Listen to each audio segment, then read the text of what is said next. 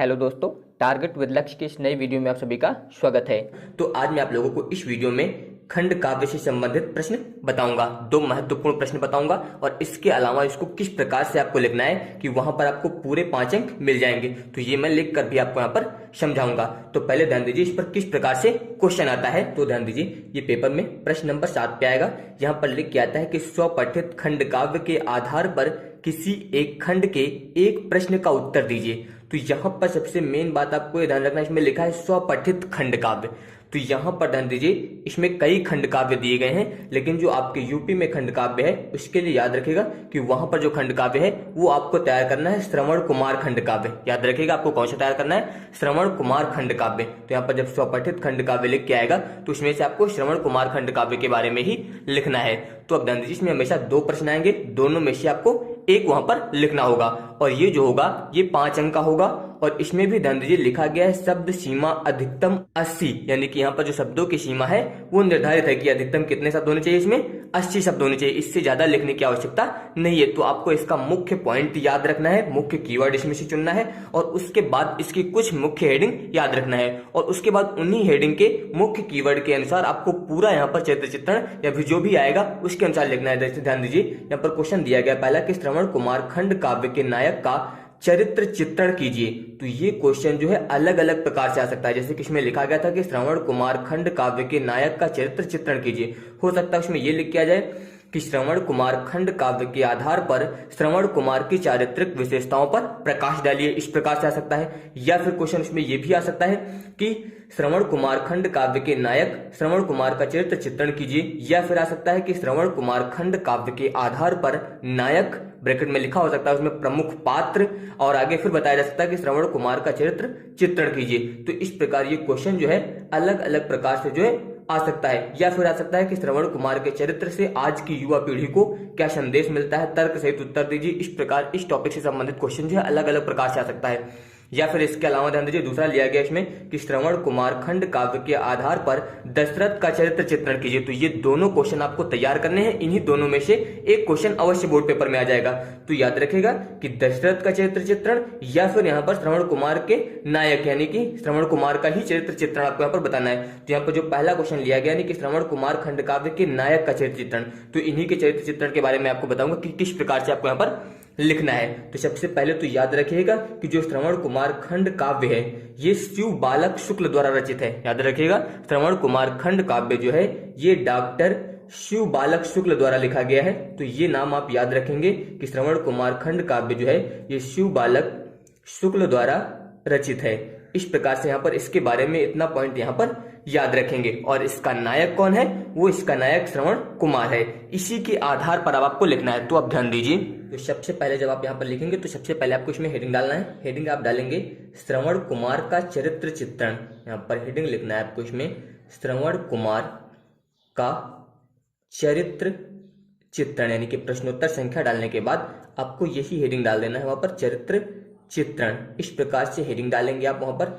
और हेडिंग डालने के बाद अभी आपको बताया गया कि श्रवण कुमार जो खंड काव्य है इसकी रचना डॉक्टर शिव बालक शुक्ल द्वारा की गई है। तो आप ये जरूर वहां पर बताएंगे। तो सबसे पहले यहाँ पर आप बता सकते हैं इसमें कि श्रवण कुमार खंड काव्य, ध्यान दीजिए इसमें आप लिखेंगे यहाँ पर इस प्रकार से आपको लिखना है श्रवण कुमार, ध्यान पूर्वक देखिएगा आपको इसी प्रकार से लिखना है और आपको यहाँ पर वीडियो देखते ही पूरा तैयार हो जाएगा। तो इसमें आप लिखेंगे श्रवण कुमार खंड काव्य की रचना, ये जरूर लिखेंगे श्रवण कुमार खंड काव्य की रचना डॉक्टर शिव बालक शुक्ल द्वारा की गई है। इस प्रकार से लिखना है आपको यहाँ पर कि शिव बालक, यहाँ पर लिखेंगे आप शिव बालक शुक्ल द्वारा की गई है। इस प्रकार से आपको यहाँ पर लिखना है की गई है। ये पॉइंट आपको याद रखना है, ये लाइन बिल्कुल सही से लिखनी है कि श्रवण कुमार खंड काव्य की रचना डॉक्टर शिव बालक शुक्ल द्वारा की गई है, इतना लिखेंगे। इसके बाद लिखेंगे आप यहाँ पर इस खंड काव्य, यहाँ पर ये भी लिखना है आपको कि इस खंड काव्य का नायक श्रवण कुमार है, इतना आप यहाँ पर लिखेंगे श्रवण कुमार है। इतना लिखने के बाद फिर आप इसमें बताएंगे कि इनकी चारित्रिक विशेषताएं जो है वो निम्नलिखित हैं। इसमें आपको लिखना है कि इनकी चारित्रिक विशेषताएं, यहाँ पर आपको लिखना है चारित्रिक विशेषताएं निम्नलिखित हैं, इतना लिखेंगे। अब निम्नलिखित हैं, इतना आपको यहाँ पर सही से तैयार करना है। अब इसके बाद इनकी जो विशेषताएं हैं उसके मुख्य कीवर्ड यानी कि मुख्य हेडिंग आपको याद रखनी है कि जैसे कि विशेषताओं में पहला याद रखेंगे आप मातृ पितृ भक्त, यहाँ पर आपको लिखना है इसमें मातृ पितृ भक्त, इतना लिखेंगे। तो पहले आप इसके सभी कीवर्ड यानी कि हेडिंग ध्यान दीजिए, उसके बाद मैं आपको बताऊंगा कि किस प्रकार से आपको इसमें लिखना है। जैसे पहला है मातृ पितृ भक्त, इसके बाद दूसरा आप इसमें लिखेंगे यहाँ पर सत्यवादी, यहाँ पर आपको दूसरा लिखना है सत्यवादी। इसके बाद इसी प्रकार आप तीसरा लिखेंगे इसमें यहाँ पर क्षमाशील, ये हो जाएगा यहाँ पर क्षमाशील। इसी प्रकार अगला आप लिख सकते हैं यहाँ पर आत्मसंतोषी, तो यहाँ पर हो जाएगा आत्म संतोषी, इस प्रकार से लिखेंगे। और इसके बाद यहाँ पर अगला इसमें लिखेंगे आप भाग्यवादी।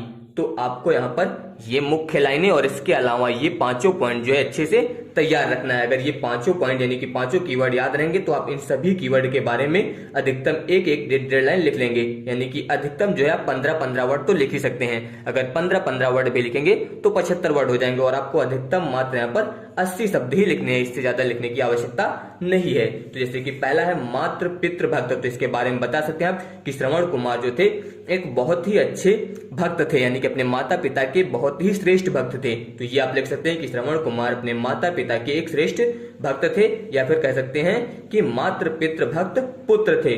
वह हमेशा अपने माता पिता की सेवा करते थे, वह हमें अपने माता पिता का एकमात्र सहारा थे। वह उन्हें कांवड़ में बिठाकर जो है विभिन्न तीर्थ स्थानों की यात्राएं भी कराते थे। इस प्रकार आप इसके बारे में बता सकते हैं। इसके अलावा भी आप बता सकते हैं कि मृत्यु के समीप जो है पहुंचने पर भी वो अपने माता पिता की ही चिंता कर रहे थे, यानी कि इसके बारे में आपको 2-3 पॉइंट जरूर लिख देना है। इसके बाद सत्यवादी, तो जैसे यहाँ पर आ गया सत्य, इसका मतलब आप बता सकते हैं कि श्रवण कुमार जो थे वो सत्यवादी थे, यानी कि जब राजा दशरथ ने ब्रह्म हत्या की संभावना प्रकट की तो उन्होंने उन्हें सही सही बता दिया। उन्होंने बताया कि मेरे पिताजी जो हैं वो वैश्य हैं और मेरी माता जो है वो शूद्र हैं, इसलिए का मतलब यहाँ पर यह है कि श्रवण कुमार जो थे वो सत्यवादी थे। इसके अलावा क्षमाशील, क्षमाशील का मतलब जब वहां पर राजा दशरथ के द्वारा उनको बाण लग गया तो भी उन्होंने वहां पर क्रोध जो है उत्पन्न नहीं किया, बल्कि उन्हें क्षमा कर दिया, यानी कि उनका सम्मान भी किया। इस प्रकार से आप बताएंगे। इसके अलावा आत्मसंतोषी, यानी कि श्रवण कुमार जो थे वो बहुत ही आत्मसंतोषी थे। उन्हें भोग एवं ऐश्वर्य की जो है कोई कामना नहीं थी। उनके मन में जो है किसी वस्तु के प्रति कोई लाभ या लालच नहीं था। वो जो है एक संतोषी व्यक्ति थे। इस प्रकार आप इसके बारे में लिख सकते हैं। इसके अलावा भाग्यवादी, तो भाग्य पर तो आप बहुत 2-3 लाइनें लिख सकते हैं अधिकतम। तो आप इसमें बता सकते हैं कि श्रवण कुमार जो थे वो भाग्य पर विश्वास करते थे, यानी कि उनका ये मानना था कि जो भाग्य में लिखा होगा वही होगा, उससे ज्यादा या कम कुछ नहीं होगा, यानी कि जो भाग्य में लिखा है उसे कोई टाल नहीं सकता, यह जीवन का अटल सत्य है, वो मानते थे। तो दशरथ द्वारा बाण लगने पर भी उन्होंने क्रोध या दोष नहीं किया, बल्कि उन्होंने भाग्य का ही खेल माना इसे। तो इस प्रकार आप भाग्य पर भी लिख सकते हैं। तो यहाँ पर आपको ये पांचों पॉइंट जो है तैयार रखने हैं, और इसके अलावा जो आपको ये 4 लाइनें बताई गई ये भी आपको मुख्य रूप से तैयार रखनी है। अगर ये सभी लाइनें आपको अच्छे से तैयार होंगी तो आपको यहाँ पर कोई समस्या नहीं होगी इसको लिखने में, आप और बहुत ही आसानी से तैयार कर लेंगे। तो आपको यहाँ पर केवल 2 मिनट के लिए इसे आपको मन से पढ़ना है, उसके बाद आपको कोई समस्या नहीं होगी। इसके अलावा अगर श्रवण कुमार की जगह पे महाराज दशरथ का चरित्र चित्रण लिखने के लिए आ जाए पेपर में, तो वहां पर भी आपको इसी प्रकार से लिखना है। बहुत ज्यादा इसमें कोई परिवर्तन नहीं करना है, मात्र 2 मिनट का समय लगेगा। इसे फिर से ध्यान दीजिए एक बार। जहां पर लिखा गया था श्रवण कुमार का चरित्र चित्रण, यहाँ पर लिखेंगे आप महाराज दशरथ का चरित्र चित्रण, और इसी प्रकार से शुरुआत करनी है आपको कि श्रवण कुमार खंड काव्य की रचना डॉक्टर शिव बालक शुक्ल द्वारा की गई है। इतना लिखने के पश्चात जहां पर यह लिखा था आपने कि इस खंड काव्य का नायक श्रवण कुमार है, उसमें आपको वहां पर लिखना है राजा दशरथ वाले में कि इस खंड काव्य में दशरथ का चरित्र जो है अत्यंत महत्वपूर्ण है। याद रखिएगा, इस खंड काव्य में दशरथ का चरित्र जो है वो अत्यंत महत्वपूर्ण है। इनकी चारित्रिक विशेषताएं निम्नलिखित हैं। बाकी इतना लिखने के पश्चात अब इनकी विशेषताओं के बारे में आपको कुछ पॉइंट याद रखने हैं। जैसे कि पहला पॉइंट आप याद रखेंगे इनके बारे में कि योग्य शासक, यानी कि जो महाराज दशरथ थे ये बहुत ही श्रेष्ठ शासक थे, इसलिए पहला पॉइंट यही याद रखना है आपको कि योग्य शासक थे। इसके बाद दूसरा पॉइंट आप याद रखेंगे कि ये विनम्र और दयालु थे। तो यहाँ पर ये भी बता सकते हैं कि विनम्र तथा दयालु, यानी कि बहुत ही विनम्र और दयालु थे। इसके अलावा आप इसमें बता सकते हैं कि ये बहुत ही उदार थे, ये पॉइंट याद रखेंगे। इसके अलावा आप इसमें याद रखेंगे कि आखेट प्रेमी थे, यानी कि जो महाराज दशरथ थे उनको आखेट से बहुत लगाव था, तो वो आखेट प्रेमी भी थे।